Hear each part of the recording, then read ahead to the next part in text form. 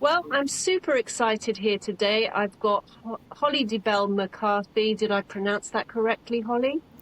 You did. Fantastic. She is an educator with over 30 years experience in teaching, specializing in early years reading and college students of 3 universities and 2 public schools. Has also developed teacher and parent training in school readiness skills, homeschool connection, behavior management, and crisis prevention, which I find absolutely fascinating. And I would love to touch on those things another time with you. She Absolutely. has also developed, no, so she is also a prolific author and educator of emotional well-being children books, where you can find a full list on her website, which is bookchatterpress.com. Is that correct? Bookchatterpress.com, correct. Fantastic. I'll put that information on there later on so that people can actually get that. Um, I'm super excited to interview you today. We'll be looking at Roy the Coy book that you did, which is aimed at supporting children through grief and bereavement. It's a wonderful book. I found great pleasure in actually reading that book. I think it's really therapeutic and a sense of community and hope and ownership. And I certainly think it's a book that is worthwhile staying on any child's bookshelf. So tell me a little bit about, I mean, we know that you're an educator with an extensive experience, but tell me a little bit about what made you become an author. Well, when I retired from education, I still felt I had more to give, and writing picture books became my way to keep teaching. So, through stories that make learning fun, like my Daily Duck series, they teach concepts such as coloring, counting, social emotional skills like friendship, kindness, teamwork, but also stories with heart, like Roy the Coy, that help families navigate life's more challenging moments. So what was, I mean, it's lovely. You've written this book with your son, have you not? Yes, How exciting to do something with your yes. son and collaborate. What was the inspiration behind that? Well, Roy the Koi is a fiction story based on something very real. An actual koi fish who lived in Manchester, Connecticut, and became a local legend for the way he brought joy to everyone who visited his pond. When Roy passed, the town was heartbroken. Uh, many in the town visited Roy and walked the paths around the pond and talked to Roy and fed Roy. So the town was heartbroken, especially my son's wife, who had grown very attached to him over several years. And Joseph felt that if more children learned about loss and about grief in gentle ways, they may grow into adults better prepared to handle it. So he came to me, knowing my background as an educator and children's author, and together we created a story that can really help people of all ages, a comforting way to begin healing through love, memory, and the power of story. I think the power of memory is an incredible one. I think lots of people are quite scared to keep talking about people that have passed away because they're worried that it's actually going to cause more hurt. And actually, what I found in my experience that keeping the person alive through conversation actually helps with the grieving process, especially with children as well. I find that's helpful. Absolutely. Yeah, Roy the Koi gives families a gentle way to talk about love and loss and healing, things that are often hard to put into words and to start conversations about.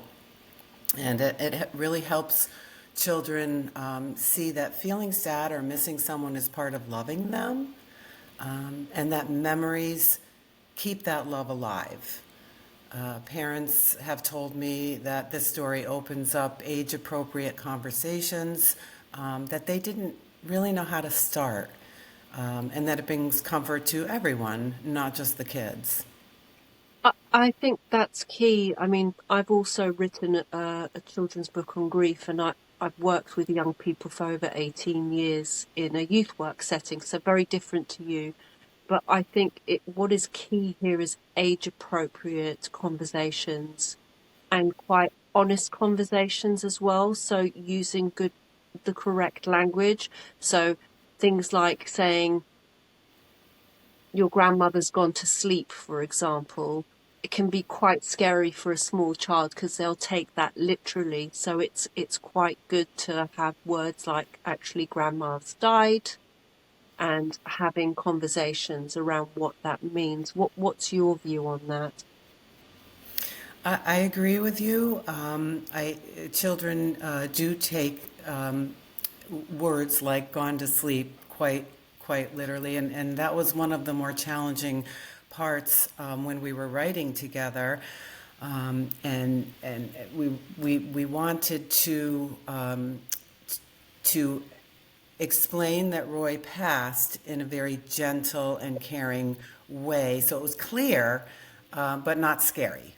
Yeah, I think, I mean, Roy the Koi is so beautiful. I got something from it, and I did find it soothing. And I find what it is a real sense of community and hope and love. And I think that those, for me, certainly are massive values that I like to share in my life for myself, with my children, with my work. So it's certainly a book I think that deserves to be on every bookcase, even if somebody's not going to die or hasn't died, because I do believe that it's really important that parents have conversations around death with children, even if there's no death in the family, because it's something that we all will go through. It will I happen. agree. I agree completely.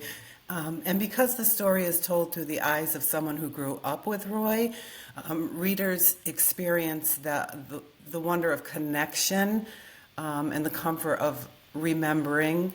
It may be that their loved one is far away and they haven't seen them. It may be that a pet is going to pass soon.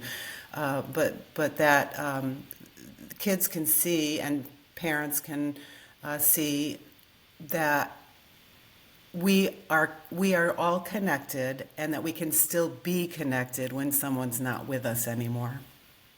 And that's what I think is really beautiful, because this story really does help to, I think, to sort of promote feeling okay to talk about the deceased and to celebrate them and to have them still very much alive and a part of your life, even though they're no longer there.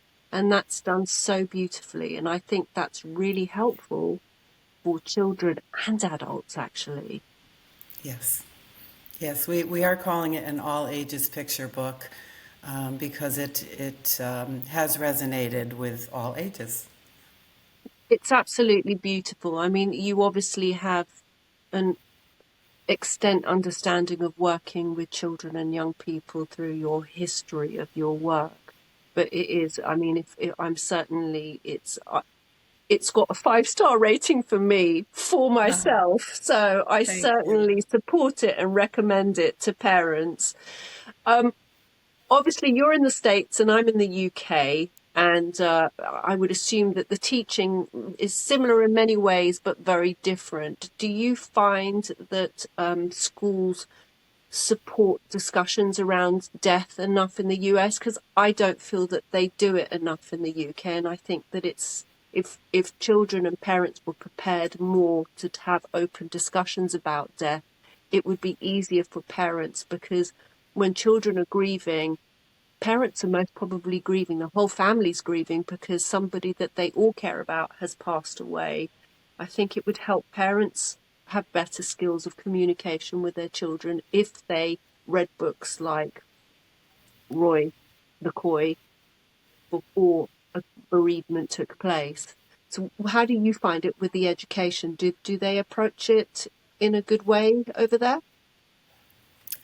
I think many schools are becoming more aware of how grief affects children, and I think that awareness makes a real difference. The schools here that handle it the best usually have a process or a protocol in place, and it might start with the parent letting the teacher know that a child has lost a pet or a loved one. And from there, the teacher can respond with empathy, maybe read a comforting story with the whole class, involve a counselor or a social worker if needed. And having books and people ready to help turns that difficult moment into a supportive one that children really remember. Someone cared enough to notice that they were hurting. I think that's really important, um, that noticed, and I think that's why I think that parents should be prepared to have those discussions beforehand with children, because obviously when you're in the heart of grief yourself, it's, you can forget that actually other people need supports, which is completely understandable. I think I just want to kind of holler out to parents that this is a difficult time, most probably for them as well as their children. Absolutely, and sometimes we're so enmeshed in our own grief that we do forget that children see and hear everything more than we think. And as far as parents go, I think the most important thing that they can do is listen. Children don't need us to fix their sadness. They need to know that it's okay to feel it. And sharing stories or memories together helps them to understand that love doesn't disappear. It changes form.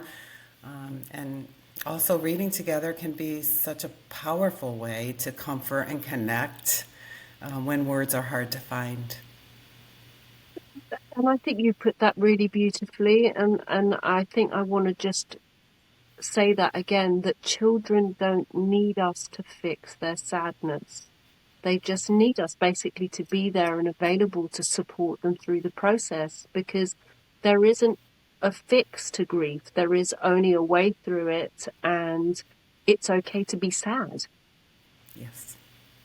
So I think that puts it really beautiful, because I think lots of parents are desperate to fix their children's problems, actually, rather than just being with them and just being in that place and realizing that this is a part of life that we need to work through emotionally. Yes, I agree. And I think stories are one of the best tools that we have. Stories give kids the language for feelings that they can't always explain, and they give them pictures. They can see that other people in the stories have feelings, and they can say, I feel like that. So, That's incredible. And it also gives the opportunity for parents to engage in those conversations, which I think a picture book is a beautiful way to do that, because it's difficult. Sometimes parents think, well, where do I start to have those conversations? And I think through your story, you could read that with your child or in a classroom setting, and you can take a pause and you can ask the children, how do you feel about that? How would you feel if that happened? What do you like about this? And it just opens up that world to have conversations that don't feel so intense as well. absolutely. Well, I am so excited that I've got the opportunity to manage to find a time between the US and the UK to speak to you. You are an absolute pleasure to speak to.